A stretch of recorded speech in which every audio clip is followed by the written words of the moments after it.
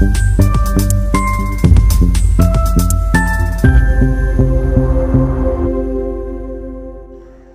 দর্পণ বিনোদন সবার জন্য। নমস্কার, আমি সৌভাগ্য ঘোষ। আমি বিগত অনেক বছর ধরে আমি ছবির লাইনে আছি। আমি বেঙ্গল ফাইন আর্ট কলেজ থেকে পাস আউট। ছবি আঁকতে ভালো লাগে, ছবি বিভিন্ন এক্সপেরিমেন্ট, বিভিন্ন ট্রিটমেন্ট আমি করে থাকি।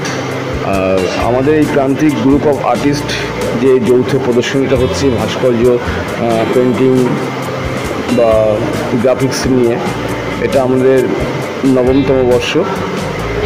আমরা প্রত্যেক বছরই একটা করে এক্সিবিশন করি একাডেমি অফ ফাইন আর্টস বা বিভিন্ন আর্ট গ্যালারিতে।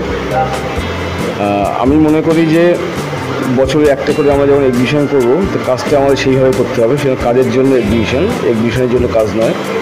আর আমার সাবজেক্ট ছাগল, এক গ্রাম্য নিষ্ক্রিয় প্রাণী।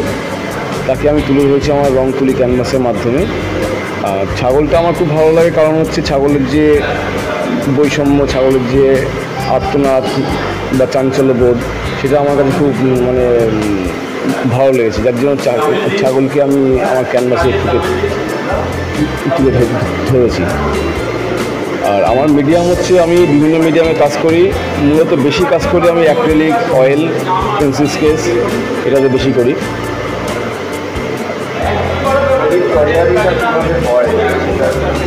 ছবির তৈয়ারিটা কীভাবে হয়?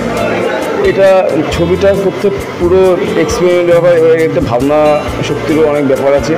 যে সঙ্গে আমি ক্যানভাস নিলাম, রং নিলাম, যে ক্যানভাসে আমি বাস্তবায়িত করলাম, এটা টোটালি ভুল কথা। ছবিটা নিয়ে অনেক ডিপলি ভাবতে হবে, অনেক ডেপথ আনতে হবে। তার জন্য একটা ছোটো খসড়া আমরা বানিয়ে নিই, আমরা লেআউট করে নিই। সেই লেআউটটাই আমরা ফাইনালি যদি দিতে আছি না ঠিকঠাক আমার মনোমত হয়েছে, তখন আমরা ফাইনালি ক্যানভাসে রূপ দিই। এইভাবে আমরা ছবিটা করার চেষ্টা করি। যে একবারে যে মাথায় এলো হট করে ক্যানভাসে আমি ছবিটা নামিয়ে দিলাম, তা না। ছবিটা নামানোর আগে আমাকে অনেকবার ভাবতে হবে এবং অনেকবার আমাদের প্রচুর লেআউট করতে হয়, প্রচুর লেআউট নষ্ট হয়।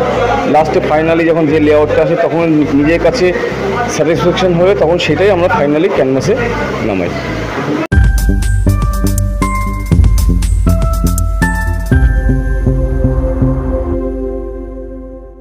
বং দর্পণ বিনোদন সবার জন্য।